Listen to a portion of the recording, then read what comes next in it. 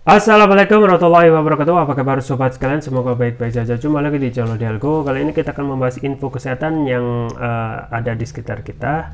Nah, ini juga terkait dengan produk herbal, yaitu madu hutan ya. Jadi madu hutan itu memang ada perbedaan yang signifikan dengan madu ternak atau madu biasa yang biasa dikonsumsi ya, karena memang perolehan ataupun cara mendapatkan juga berbeda. Kemudian misalnya untuk madu hutan itu dari cabang ya, nektar dari cabang yang ada di hutan.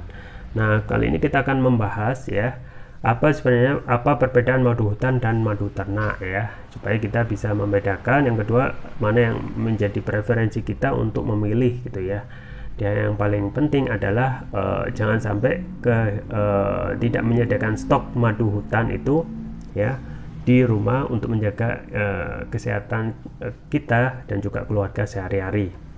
Ini yang dilansir oleh madurasa.co.id. Langsung saja kita baca dan kita ulas ya. Apa perbedaan madu hutan dan madu ternak?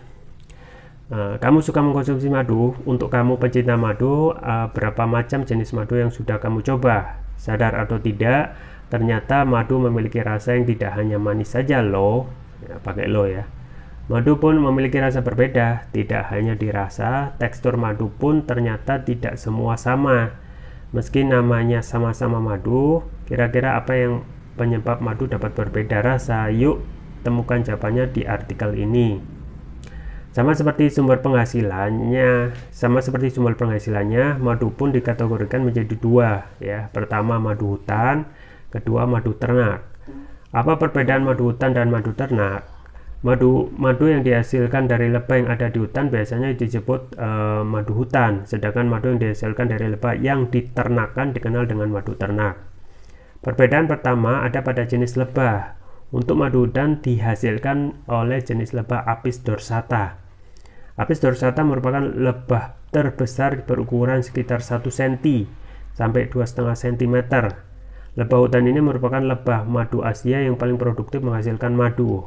Spesies ini berkembang hanya di kawasan subtropis dan tropis Asia seperti Indonesia, Filipina, India, dan Nepal. Dan lebah ini tidak terdapat di luar Asia. Ini spesifik ya.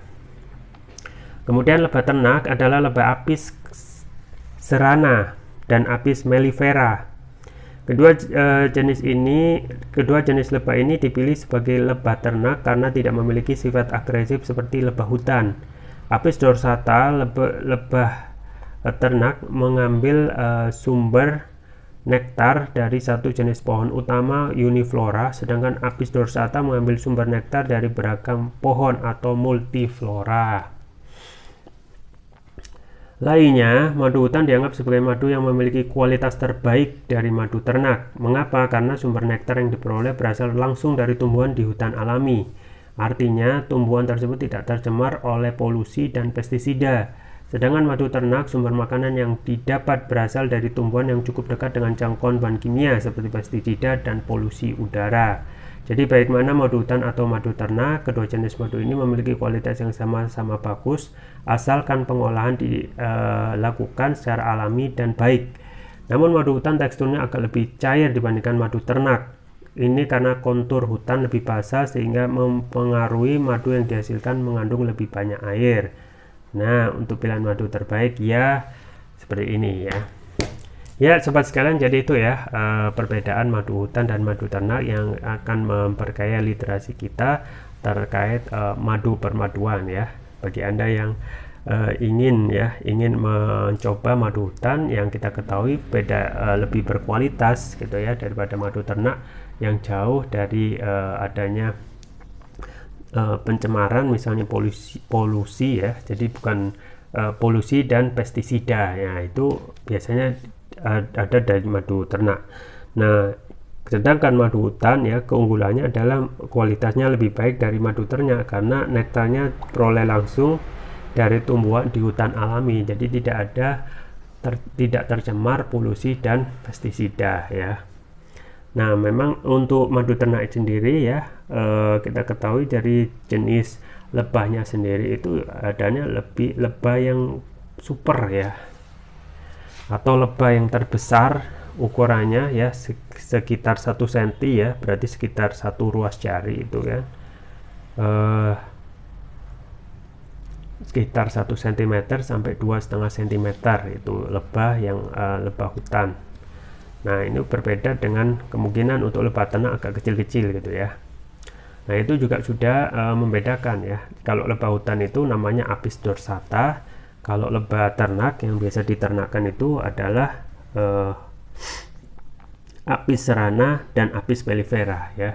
Jadi kalau madu hutan itu Apis dorsata, kemudian kalau madu ternak yang bisa diternakkan di peternakan itu adalah madu ya Apis cerana dan Apis mellifera. Jadi kalau sobat sekalian, jadi adanya perbedaan ya, misalnya dari segi cara memperoleh ya, itu juga membedakan antara madu hutan dan juga madu madu ternak. Kemudian juga ketika kita memilih madu hutan, tentu saja kualitasnya itu lebih baik karena yang tadi ya tidak ada pencemaran dari polusi dan pestisida ya dari nektar yang diambil oleh lebah tersebut. Sedangkan kalau ternak itu kan lebih cenderung ya ada dekat dengan perkotaan, ataupun kalau tidak dekat sama sekali masih ada kemungkinan tercemar oleh polusi dan pestisida gitu ya. Nah ini tergantung dari kita gitu ya, apakah lebih memilih madu hutan yang mempunyai kualitas lebih baik daripada apakah kita memilih madu ternak gitu ya. Dari segi misalnya untuk warna itu lebih pekat lagi gitu ya, lebih coklat gitu, karena memang tekstur yang biasa didapat ciri khas madu hutan gitu ya. Nah untuk manfaatnya tentu saja banyak sekali ya dan lebih berkualitas. Makanya saya juga sering merekomendasikan untuk minimal menyediakan 1 jerigen ini ya. Ini isinya 1 liter. Tetapi untuk variannya sebenarnya banyak sekali gitu ya. Banyak sekali varian yang sudah ada tersedia di toko online kami di Elko. Itu bisa juga cek di toko online kami di Elko di marketplace Tokopedia atau Shopee dengan nama toko online Dielgo ya. Jadi ini manfaatnya luar biasa dengan sangat cocok untuk dijadikan stok di rumah gitu ya. Jadi kita tidak harus menunggu sakit banget sampai mengkonsumsi madu, tetapi ketika kita menyediakan stok madu hutan ini di rumah, minimal ini akan menjaga kondisi kita lebih baik lagi setiap harinya gitu ya. Dan juga sekalian saya juga menganjurkan ataupun merekomendasikan produk kesehatan yang lain yang juga produksi dari lebah, yaitu propolis ya. Propolis yang saya rekomendasikan adalah ini, Turkish Propolis Rukia. Ini adalah produk premium karena sudah memakai nanoteknologi yang manfaatnya nanoteknologi itu ya, yang teknologi kecil itu ya, untuk meningkatkan kelarutan dan penyerapan oleh tubuh. Artinya dalam hal menyerap, larut itu cepat sekali gitu ya. Nah untuk manfaatnya sendiri banyak ya, diantaranya dapat mengatasi penyakit non medis ya, kolesterol, diabetes, stroke, luka ringan, mah, kanker ya, ginjal, amandel, jantung, sinusitis, paru-paru, demam, diabetes dan lain sebagainya gitu ya. Jadi ini adalah produk sapu jagat yang hampir mampu mengatasi berbagai macam penyakit. Kemudian untuk varian yang kedua yaitu yang biru ya, ini adalah Turkish Propolis Rukia Brain ya. Manfaatnya memberikan nutrisi pada otak, kemudian meningkatkan konsentrasi, membantu pemulihan stroke ya, membantu proses pertumbuhan pada anak dan remaja, meningkatkan stamina, mengatasi gangguan migrain, mengatasi keluhan vertigo ya, sakit kepala, stres, kepala pening, meningkatkan kecerdasan pada anak dan remaja sekaligus memudahkan mereka menghafal pelajaran, dan juga menutrisi otak orang dewasa yang suka lupa atau pikun. Nah, keunggulan Turkish Propolis Rukia antara lain sudah mendapatkan sertifikat halal dari MUI, sertifikat dari BPOM, dan sertifikat dari INEA, International Nano Entrepreneur Association. Penggunanya ya cukup mudah ya, cukup meneteskan TPR ini sesuai berat badan tubuh ya. Misalkan berat badan tubuh 60 kg, berarti 6 tetes dikonsumsi 2 kali, atau untuk terapi berat bisa 3 kali pagi, siang, dan malam.